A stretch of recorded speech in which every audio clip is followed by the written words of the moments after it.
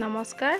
আপোনালোকৰ কাৰণে লৈ আহিছো আজি বেলৰ চৰবত অতি সহজ পদ্ধতিৰে এনেকৈ বেলৰ চৰবত বনাই খাব পাৰি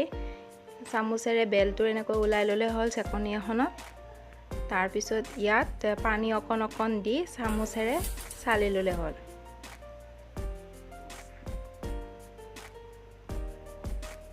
এনেকৈ মই দেখুৱাৰ নিচিনাকৈ কৰিলে অতি সোনকালে হৈ যায় বনোৱা চামুচেৰে এনেকৈ ললে হল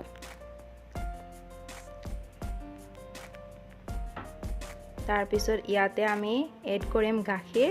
আৰু চেনি ইয়াতে গাখীৰ লৈছো মই গাখীৰ দিলে হল তাৰ পিছতে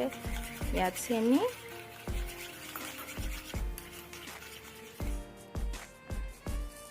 মই 3 চামুচ দিছো সৰু চামুচেৰে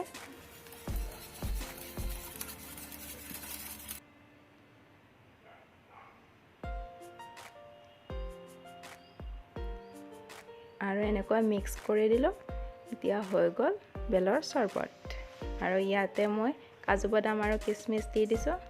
এনেকৈ বনাই খাই চাব বহুত ভাল লাগে